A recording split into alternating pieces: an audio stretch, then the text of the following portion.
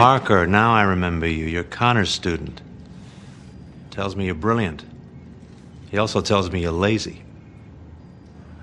Trying to do better. Well, being brilliant's not enough, young man. You have to work hard.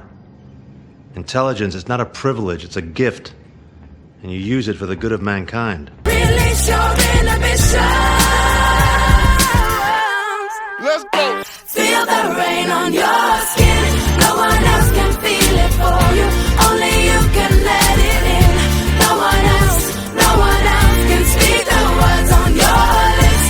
Treat yourself in words unspoken. Live your life with arms wide open. Today is where your book begins. The rest is still unwritten. Lighting up our lives. Steady your lanterns. Steady your lanterns.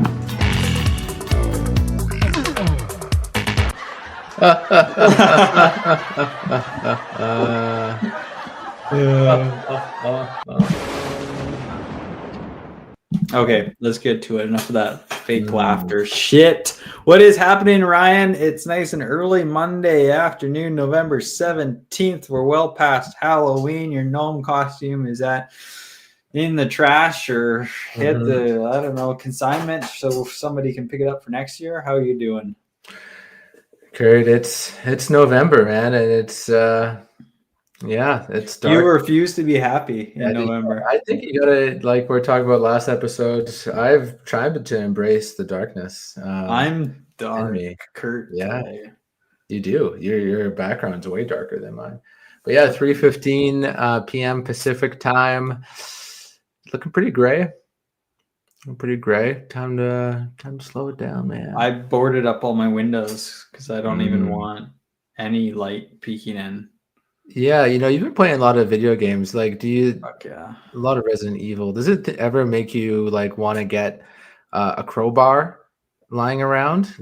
So you're prepared, or some of these objects that you pick up along the way, herbs, like a pot of herbs, supplements.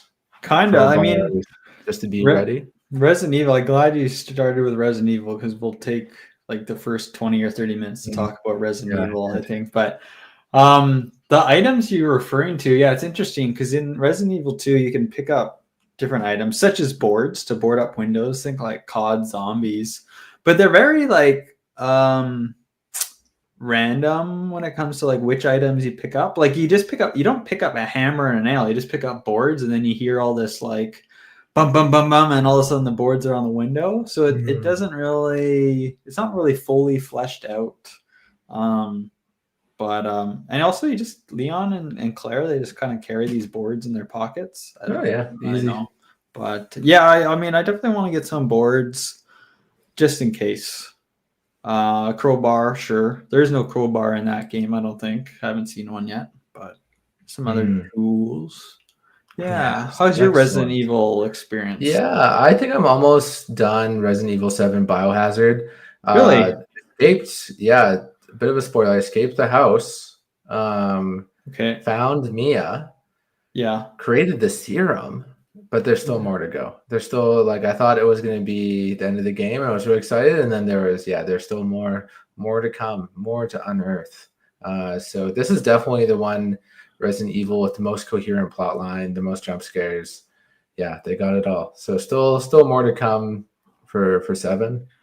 I'm like piecing together every day. I'm dreaming about Resident Evil, and I'm piecing together more of the universe. I'm finding out new things, and like things are clicking just because of the way we played through them. We started with these later games, and then I'm playing these older ones, and then like it's all coming to me like, oh, like this person was in this game, or this is why that happened. Have you played as another character yet? No, there's no other. I mean, there's you get a little videotape that you insert into TVs, and that'll launch you back in time to play as another character, but there isn't like a separate campaign. But you did play. There was playable time with someone. There was playable time with another because character. I read like the other day that like I think every game so far has at least 2 characters you play as, even if it's just like a small portion. Like in Resident Evil 2, it does have 2 campaigns, but even within the Leon campaign, you play as Ada Wong for like a small section of time. Ada Wong. Yeah. Yeah, that's sick. But you're enjoying it, eh? Yeah, it's good. I mean, it's missing out on like there's no characters. There's no other characters in RE7 that make sense, like Wesker, Leon. So that's kind of missing, but maybe they'll make a cameo at the end. Who knows? But hey, let's switch away for a sec here. You're an uncle. We haven't really talked about that on the show. You weren't ready for that? No, we're only 5 minutes into my 20-minute Resident Evil ramble. What else you got? Well, I beat Resident Evil 2. We did. Yeah, I beat Resident Evil 2. So it's 2 campaigns. There's a Leon Kennedy campaign and a Claire Redfield campaign. These 2 characters cross courses throughout kind of the story. And of course, I played the Leon one first. He's like awesome. He's so cool. And beat that one. Just over 8 hours. Wasn't graded very well. Got like a grade C. Apparently I was too slow. It was awesome. And then I was kind of deciding on what to do next. And you could do like the Claire campaign, or they have like these these alternate campaigns or something. So I think they the idea is that like now I'm playing as like Claire in her alternate campaign because it aligns better with the story of the first Leon campaign, like because it's kind of disjointed when you play as the second character, because it might make sense, and I think they try and line it up better so logically it makes sense as to what's happening, if you know what I mean. Like, so Leon's doing his thing and now I'm playing as Claire while that shit's going on, and I just started that yesterday, and it's cool. I'm an expert now. I'm barely even scared anymore. I'm barely scared. I know the layout of the police department. I know Mr. X is coming. He did scare me when he showed up. He was smashing security cameras, but is that the guy you think looks like me? Yeah, he's huge. He's a mammoth of a man. He wears like a trench coat and a nice hat, and he just walks and follows you everywhere. And he really showed up early this time, but he's after me as Claire. So I'm going to play through that, and then we'll see what's next, whether that's more Resident Evil or Silent Hill 2. But that's where I'm at. So I had to say that we're still going hard on the Resident Evil 2. And how did they finish RE2 anyways? Because I don't really have the story. Yeah. So basically, like the whole plot is like, I never played Resident Evil 1 and you didn't either, but the whole plot follows like right after that. So there's some shit going on in Raccoon City. Leon's going to Raccoon City just because it's his first day on the job. Claire is looking for her brother, Chris Redfield, who got caught up in all that Raccoon City zombie stuff. And pretty quickly they run into zombies. They kind of get trapped in the police department.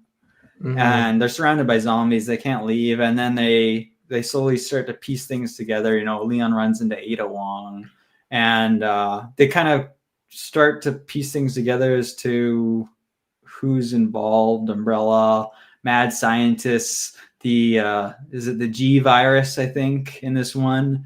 And, Leon is a by-the-book rookie cop. He wants to shut this shit down, get a sample of virus back to his boss or whatever. Ada wants it for her own good or whatever to sell on the open market. There's zombies everywhere. I don't know. There's not much more to it. He's just really, it's just about survival, trying to figure out what's going on and getting the hell out of town, getting the hell out of that shithole Raccoon City. I can't. And basically at the end, like you work your way down to this underground lab. It's so fucking far deep in the earth. It's like in the Earth's core. It's crazy. You go down to the sewers, then you take this fancy futuristic tram into this underground lab. It's a massive lab. This is kind of where they were, I don't know, I guess it all kind of started more or less with the zombies and stuff. And you destroy the virus. Leon blows up Mr. X, heads on a train out of there as the facility is blowing up, and kind of Claire is there kind of to meet him at the end. So spoiler alert, but I guess they meet up at the end, and Ada is crazy. Ada like gets like shot and maybe even stabbed. Then she falls like 100 feet. She's just unfazed. But then there's like a silhouette, or there's like a kind of like I don't know how to call it, but like an obscure angle, like camera angle of her like body. And so she somehow survives this fall, and it shows her like kicking this like rocket launcher down to Leon. Leon then uses it. Doesn't see this, but he grabs the rocket launcher and blows up Mr. X, the big fucker that looks like you. And so I don't know. Ada, of course, survives. I mean, we knew that. She shows up later. The facility blows up. They don't really solve the more than that, and we'll see what happens with Claire here, looking for her brother. But yeah, they just blow shit up and get the hell out of there. Fuck yeah, dude. And Claire's got some young girl with her. It might be a character from a future game too. So I'm interested to see. Like, that's just another piece that I put together. So I'm working here. Yeah, I feel like that's a good plot line. None of the games I've played have been in Raccoon City. It makes me think of what Umbrella Corp would look like today. You know, like, would they be a good employer to work for? If I had the opportunity, ambitious young science graduate, microbiology, would I want to go work for Umbrella Corp? I think it'd be sexy on the outside, and then you get there and you realize this is shitty work conditions, straight up dangerous to myself and the whole world, ethically and morally wrong in many ways. But it's really captivating work, and there's a part of you that wants to keep working. Yeah, good work's hard to find, man. But that's where I'm at. So that's a pretty good place. We'll see what happens as I continue to play through some more Resident Evil. But it's been good. Super scary at first, but now still scary when things jump at me. But I've kind of know what to expect, know where to go, kind of thing. Yeah, good man. Good man. I had a takeaway from the last episode about why does the NFL have so few games compared to the NHL? The history is that they have a guiding principle with the NFL that less is more. Less is more. They have the strategy from the beginning of having, just huge stadiums, 50,000 people in there, just massive. Yeah. And, just crank fill the whole stadium for that one game. That's like once a week for the season, and seems to be paying off for him. And of course, there's the injury capacity that we talked about, where all the players are just way more injury prone than other sports, and the owners don't really give a shit. But they don't want their star players to get injured and sidelined. Otherwise, 50,000 people aren't going to show up. No. So, then you get injury management, like in the NBA, where you sit guys, even the NHL a little bit more now, just because they're tired or they're a little sore. But yeah, I mean, a good job on the homework. I forgot about that, and I just Googled like how many games like the original 6 hockey teams played, and it was like between 50 and 70 games. So yeah, it's that guiding principle. It had to be. That's kind of what we said, is they had to have started out that way, because then once you get used to these 50 games, there's really no going back. They're used to that revenue. They're not going to reduce the number of games. That's for sure. Yeah. So there you go, folks. You were saying before I interrupted you to talk more Resident Evil, Uncle Kurt. Uncle. You're looking at the fun Uncle Kurt here on the podcast. I unfortunately wasn't able to play a lot of Resident Evil this weekend because I was away. I was away in Calgary visiting my niece and my sister, and actually the whole family was there, and my parents are still there. And my niece is like, just missed your birthday by a couple days, October 11th. Yeah, it's the same birthday as a friend of the show, Ryder Hoy. It's a good date to be born, for sure. But yeah, little Ella is doing good. Doesn't do a lot, doesn't say a lot, kind of boring. Like Whoa. sleeps a lot, cries a bit, not crazy amount. She was pretty good, but sleeps a lot, just kind of wriggles around, poops, that sort of thing. But that's good. I didn't know what I was doing. I held her for the first time. Whoa, what do I do here? But it's pretty intuitive.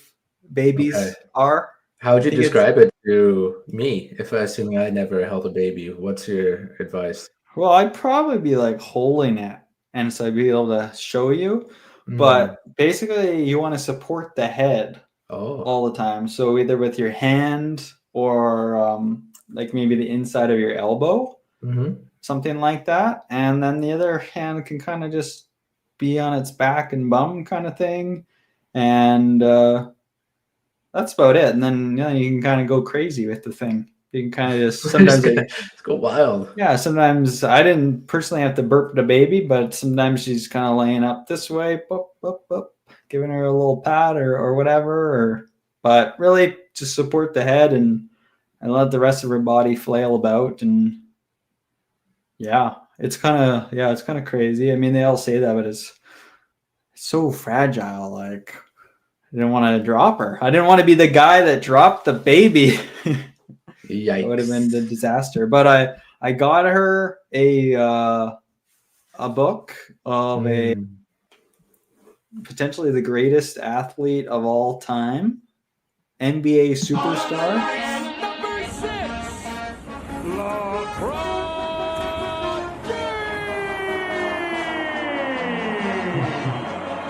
LeBron James. A bonbon.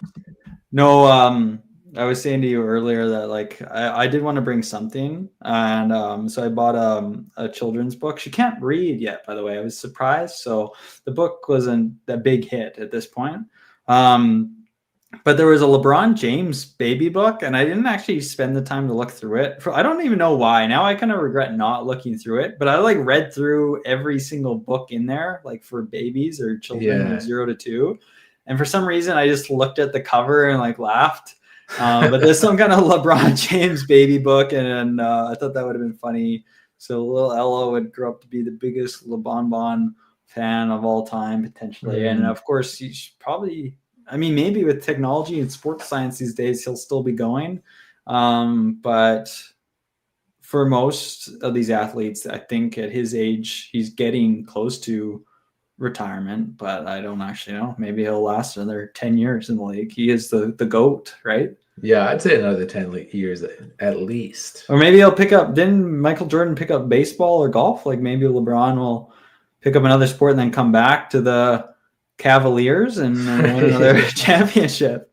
Yeah, hell yeah. Yeah. Is that what's happening in the children's book? That's the whole plot line? Maybe.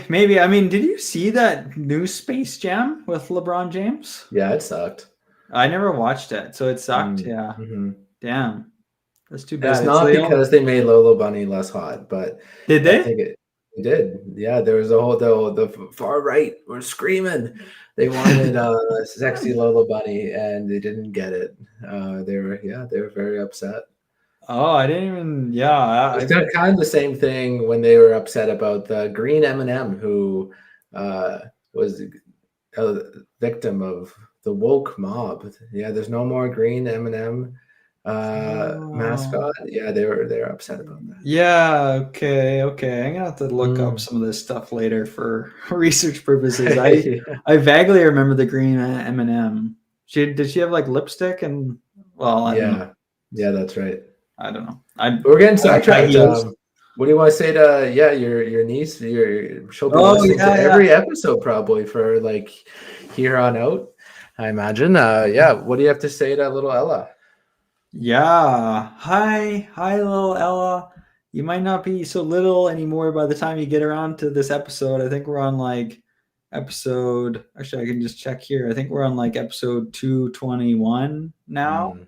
So yeah, I'm thinking you're like 0 years old right now. So I got you a LeBron James children book, but maybe for your next birthday, I'm going to get you a time capsule of all the Patio Lanterns episodes downloaded onto an iPod, and then the rest you'll have your own phone by then, and you can just download them as they come out. But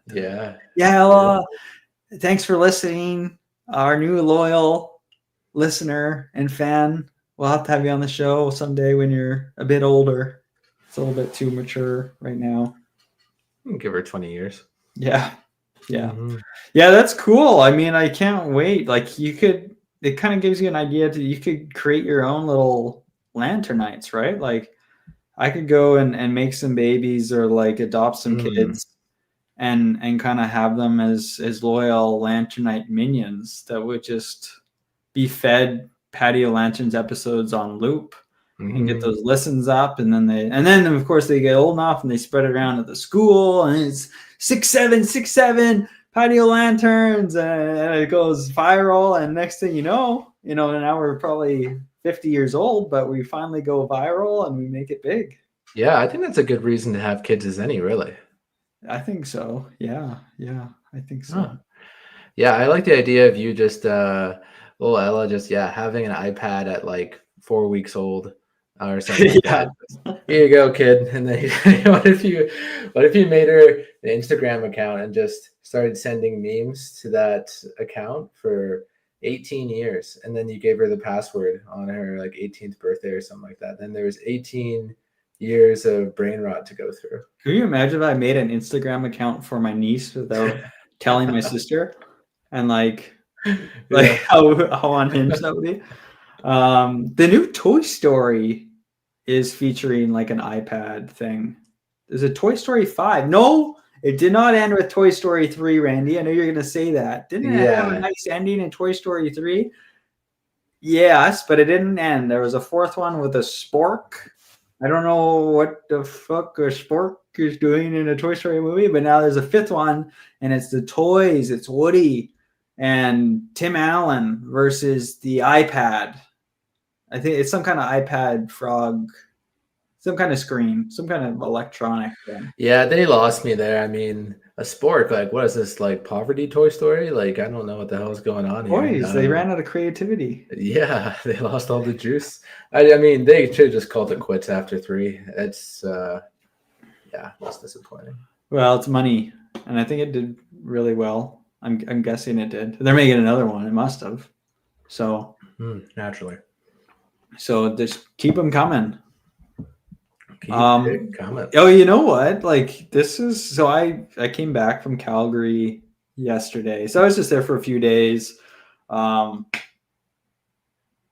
really do much, just like worked and like went and waved at the baby, and she was like sleeping or looking the other way. So she didn't really give a damn.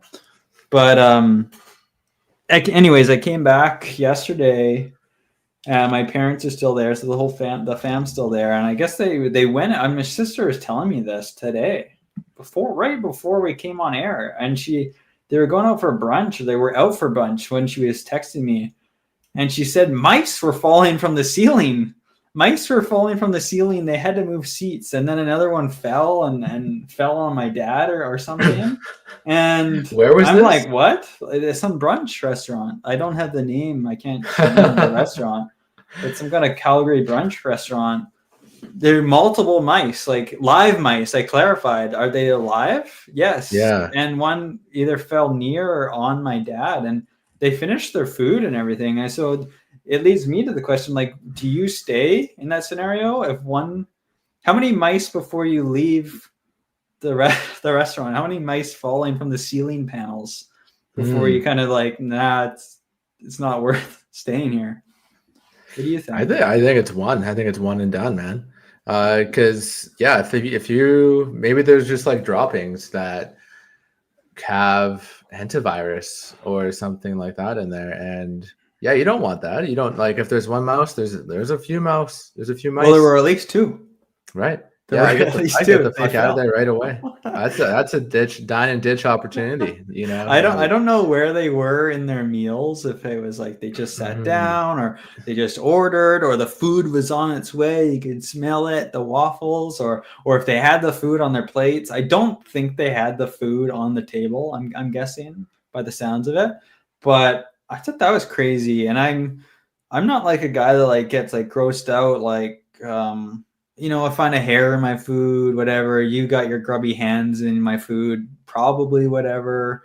Mice falling from the ceiling, multiple mice. Oh, I like. I don't know. I mean, those little rascals, they're everywhere. Like spiders and stuff, maybe. But come on, multiple mice. Yeah. So what is the threshold for you? Maybe 2. Wow. I do 2.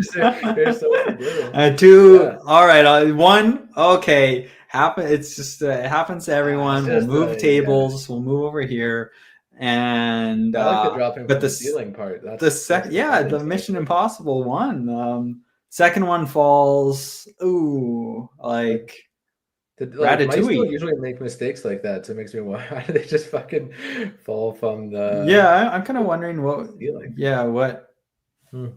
what the layout, like. I'm just picturing these basic ass classroom office ceiling tiles, and like the mice maybe chewed through some of it and created a hole, and then just one got clumsy and one pushed the other one. Yeah, I don't know. I was kind of surprised that they stayed. Yeah, maybe there was like I don't know, extended family there or something, and it's kind of awkward to leave. You don't want to be the one to leave. Yeah, there might have been more people. There might have been both sides of the family there. Who Right. knows? I don't actually know. And so I'm it might have been picturing just your parents. I'm picturing that they would leave. Yeah, So I don't know. I don't know if my surprised. dad would care that much. Hmm. But yeah, it could be the point where it's like just like we got 18 people here, so inconvenient to Yeah. get up, drive out of here, find another restaurant. Or or like I said, the food was on its way. Oh, let's just eat it. The mice are over here, the food was over there. There's a clear separation. I think we're okay this meal. Let's eat it and never come back, or write a story, and an anonymous tip to Health Services Calgary that mice are literally falling from the sky, or write a Google review for the first time.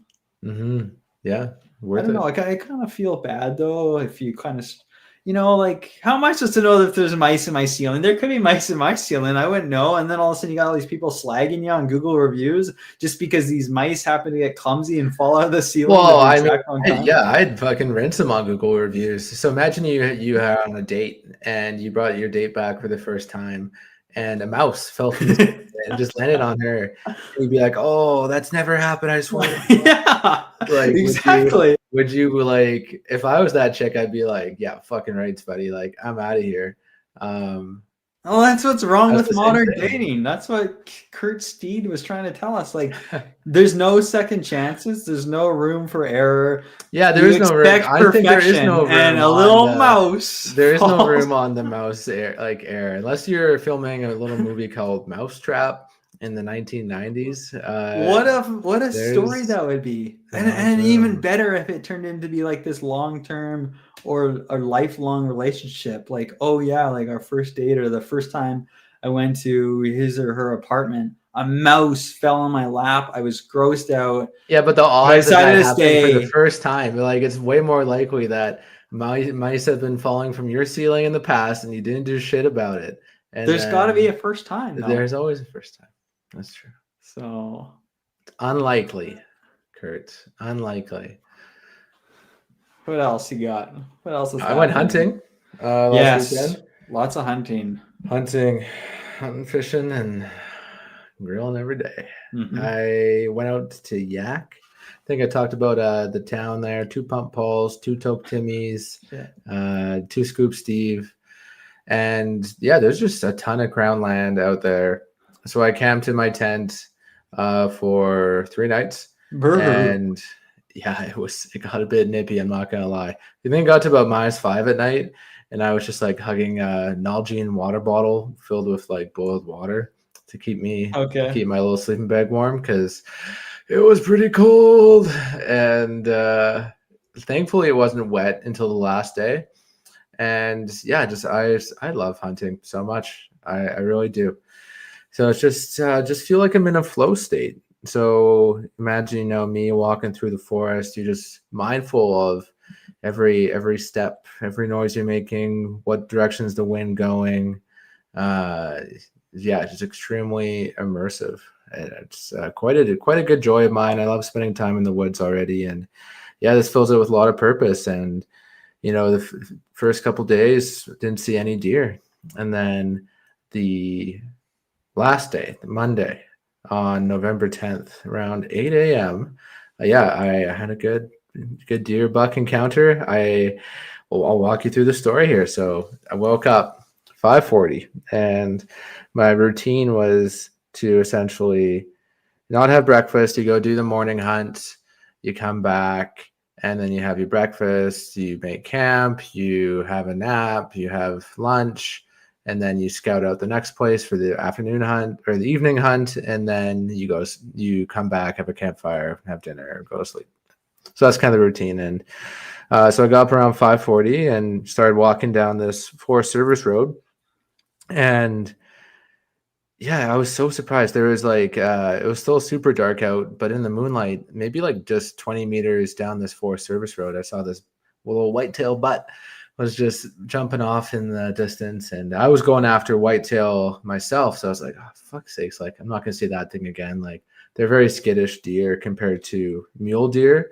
Like I think a lot of the city deer that you see around Penticton or Kelowna, for example, are mule deer, and they're less skittish than the whitetails. And so, yeah, I was looking for whitetail deer. Just decided to keep on going down this path to try and chase down what I thought was a buck. And yeah, so I was like creeping through the forest for probably like 2 hours after that encounter. It's definitely light at this point, and doing this technique called still hunting, where you're just moving really, really slow, so slow that you're looking like you're still like you're invisible to the deer eye. Yeah, I'm invisible. I was practically a ghost walking through the forest. Yeah, there's no way these deer can see me. Just so it's like it's like Jurassic Park. Like yeah, I had an instructor who said, you only got to move. You make a movement like every minute. Oh, wow. Yeah. That's really slow. And I didn't do it that slow the entire time, but I think when you kind of come into new areas, like say there's a new opening in the canopy or the trees, then that's when you got to slow it down. And then, I was kind of moving a bit more quickly when the trees were more tightly packed. And so, I was kind of going through the forest doing that still hunting technique. And then all of a sudden, this deer just came running into like my section of the woods, and I heard this noise. And so I dropped down onto my knees to try and like minimize my like kind of like size. And this thing was maybe 15 meters away, 10, 15 meters away, like really close. And it was in this second growth forest that was very tightly packed. So a lot of trees, they're all like the same size and height and all those things. So I couldn't quite get a good look at the deer. So it ran in, and then I saw that it was a buck. The wind's going in the right direction, so it can't smell me. It knows something's over by me, so it's like trying to get eyes on me. It's like hiding behind like a little stump, and I'm like trying to do that, like lift up my gun really slowly to try and get it in position, take the safety off, and then the deer kind of ran back to where it came from, maybe a few strides, and then it opened up in the forest. I had a clearing. I had my chance, and I raised the gun up and then got my crosshairs right on his chest and had my finger on the trigger, and then he bolted. And I just needed like another half a second or so, and he was gone. Mm-hmm. Damn. So, yeah, that was my big hunting story. So I feel like I'm hooked. That was just great to have that encounter, because I feel like it's not you see these city deer and you think to yourself, oh, they're everywhere. How hard can they go be shoot one on the street. Go shoot one, right? A little bit different out in the backwoods, and their job is they're staying alive. They know what's going on in their woods, right? And so it felt good to know that I was at the right spot, the right time of year, the right elevation, going for the right species. So I felt good. And part of me is, it kind of feels a little tinge of regret that I didn't get the shot off in time. Like maybe I should have done something different.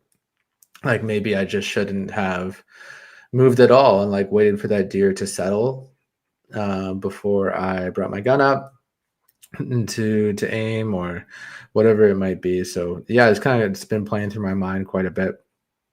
But I'm also, part of me is proud that I didn't take the shot because I wanted to make sure that it was clean. Yeah, okay. There's a few ways we go with this story. So, I guess first of all, what do you like? What do you actually like more, the thrill of the hunt, or just the flow state, as you said, is more like walking through the woods, the journey to the hunt, almost. Yeah, I think it's the flow state for me. I mean, it's a lot of fun to do like the thrill of the hunt. Like I kind of think of it like, yeah, it's all the planning, like getting into the deer's mind. Where are they gonna be, man? Where are they gonna be? What's going on? And that's the hardest part, is you kind of do some e-scouting, and you're like, okay, well, we got some crown land pockets here. I think they'd be maybe at these locations. You ever set up traps? No, Bear traps. No traps allowed. You can really. You can do salt licks in some provinces, not BC. These little freaks, ungulates, they like salt. So a lot of times people will put it like a lick up. You can't do the salt lick on like a pile of leaves, and then the net closes in and, and picks it up into the tree. No. And then you cut it down. No. Yeah, you're also not allowed to use any baits like that. Like you're not allowed to bait if you're going black bear hunting. You're not allowed to bait a bear. And yeah, but it's like people get around it, man. Like, what are you gonna do if you're hunting black bear? Just like go to the trailhead, fry up a pack of bacon. Fry up a big pack of bacon. Well, yeah. What is the intent of limiting this? Is it to limit the number of kills, or it's like a fair chase thing? The salt lick has a few different reasons why it's not happening. Like I think a lot of different critters would come to that salt lick, and maybe there's opportunity for disease transmission. For example, there's like chronic wasting disease in the deer population out here, which is like akin to mad cow disease, and they don't want that to spread. So there's stuff like that happening. And it's also, more importantly, I think about like what the government calls fair chase. So it's like it's an unfair advantage to have a big, I don't know. I'll show you the unfair advantage. It's called your sniper rifle. Dude. Well, I'll tell you what, if we were just hunting with bows and arrows, it would be so hard. Yeah, it would be incredibly hard. I go back and forth about the bow and the gun thing, but I think like it's almost more ethical in my head to use a rifle, because the chances of just injuring the animal and not killing it are higher with a bow. The bow would be badass, though. Like you need to have like a range in your backyard where you're like committed to shooting, 15 minutes a day. That'd be sweet, though, if you did commit and it took out the bow. I don't know if I want to commit. I feel like that's next level. Like it's definitely next level. It sounds like you're all in on hunting. What's another little bow training? Right. Become the next Hawkeye or fucking Ellie from The Last of Us. Yeah, should I get a crossbow or longbow? What do you The crossbow is kind of, it's brute force. But I think the bow and arrow, the classic bow and arrow is cool. The stance and everything and drawing it back. And I shot one this year. I think I did like a couple times as a kid, but I did this year. Terrible at first, and then like finally on my last shot, it was like not as terrible. But where was this? That was in Bhutan. But that was not against. That was just on target practice. It wasn't shooting fucking rabbits or people. So that's what I was going to ask next. So there's two options. A man in a big mammoth of a man, bald man with a hat walks into your house right now in a trench coat, and he gives you two options. One, you can come work with him at Umbrella Corporation. They're developing this new virus, and he promises the work conditions will be great. The second option is you go to an island where you hunt humans for sport. Which one do you pick? They equal pay, equal benefits. Okay. Yeah, I mean, it sounds pretty good to go work for Umbrella Corp. I mean, the hunting people is a hard one. I know as much as that one book. What's that? I feel like it gets referenced all the time where there's that book. It's the most dangerous game. There it is. Yes. I mean, that sounds like quite the thrill. Maybe later in my life, if I go through like every big game species, I just will have that itch to scratch. But right now, I'm pretty happy with deer. Well, you were just talking about Predator Badlands before we got on, and talk about a species that's always looking for the most dangerous hunt. They're traveling to distant planets to hunt. That could be you. Yeah, the joy of the hunt. Yeah, to go back to your original question about the joy of the hunt versus like the flow state. It's kind of one and the same. Like, it's all. I think, it's primal. I'm out there just like, just so much autonomy. What am I gonna do? Whatever I feel like. It's great. You have like a primal. You've always had a primal vibe. You've got this primal musk to you, and just when I'm around you, I feel like my hair starts standing up a little bit. I feel a little on edge. Like I want to go bang some rocks in a cave or something. I don't know. Yeah, I like bringing that out in people. Animalistic. Right. The flow state, because you mentioned flow state. I was going to bring up a totally separate topic, but I've gotten into this is my hunt. I've gotten into flow state music on YouTube while I work. I have never been like a guy to be watching soundtracks or just different instrumental kind of music on YouTube, like the lo-fi, any kind of mix, lo-fi mix or whatever, the Succession soundtrack that you always send me to get some good work done. Now I'm in on it. Now that's what I've been doing. It started out with the Silent Hill soundtrack, but now I'm into like all the musical scores from films or just these remixes or edits based on usually based on a movie or something. These people make them, but the Succession, now I'm in on it. I've listened to it lots, but now I'm branching into, the Dark Knight, and it's set against. It's hard. It's almost distracting because they put together a cool edit of the actual movie, and I just want to watch Batman now. But you put that on another screen or minimize it, and you listen to a mixture of the Batman soundtrack, or sometimes it is just like a movie inspired, but they use like their own music, which I don't like as much. Like if I'm putting on Oppenheimer or The Dark Knight, I want to listen to the soundtrack from those movies. I don't want to listen to your Halloween synth stuff that you talked about at your Halloween bash. I want to listen to the Hans Zimmer. I want to listen to the and all these cool noises, and that's what I'm into now. There's like a Spider-Man one, and it always gets you hooked right away because it usually starts out with some quotes from the movie, like a scene from the movie, and it's like, Peter, with great power comes great responsibility, and then it gets into the music, and then by that time I'm done like 10 spreadsheets, and that's so that's what I've been doing. It's been getting me through the day. Yeah, I love it. I mean, it brings me back to my university days where I do that for Lord of the Rings. Right. We just put on the Lord of the Rings soundtrack. Particularly anytime like something Mordor or Sauron related comes on, it's like you gotta dial in. Yeah, I would dial in, son. This is a new experience for me. I never did that really. I would just put on like my normal music maybe, but that's about it. I wouldn't go into soundtracks or kind of go into it was so much easier back when YouTube didn't have a shit ton of ads.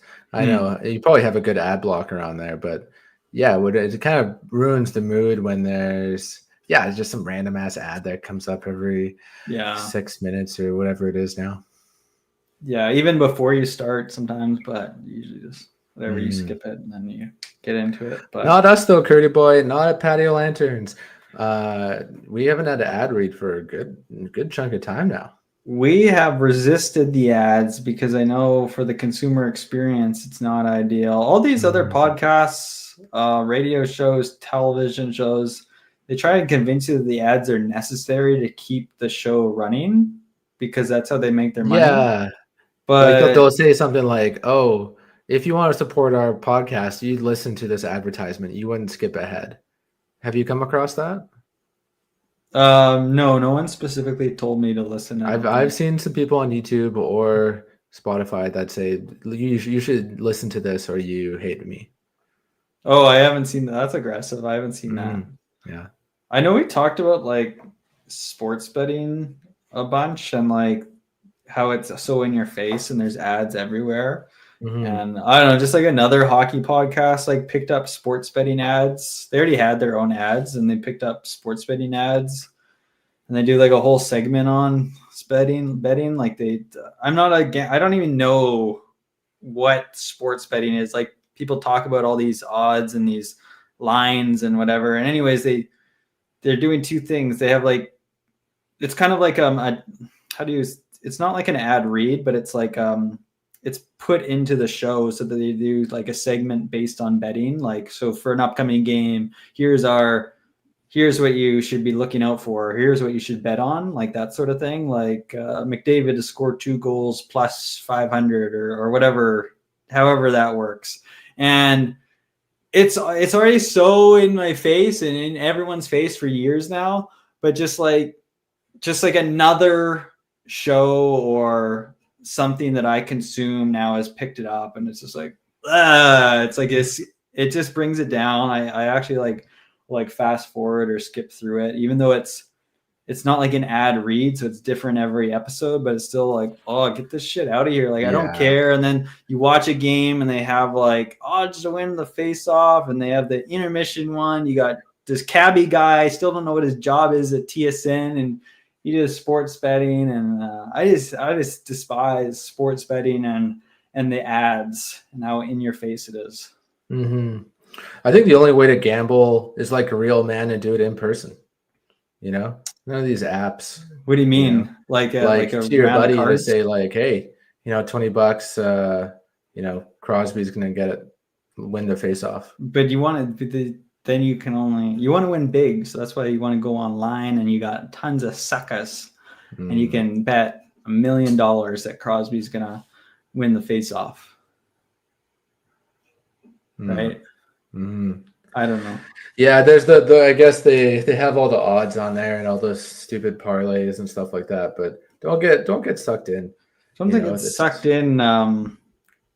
Ella, I almost forgot your name. I was gonna say Ellie. Yeah, we were joking about that this weekend about Ella and Emma and stuff like that. But yeah, don't get sucked into that, Ella. If you're listening, you stay away from sports betting. Of course, you might be listening in the year 2035, where I'm a cyborg and your dog is a cyborg and everyone's a robot. And I'm sure Uncle Randy's a big fixture in her life too. Yeah, you're a hologram, maybe. I don't know. Cool. Well, that's good enough for me. So let's park it there. Let's park it there. Randy's calling it. I didn't want to end it, but Randy's calling it, so we're going to head out. Thanks for listening. As always, episode 221 of Patio Lanterns for Podcast. More coming soon. Woo! Yeah.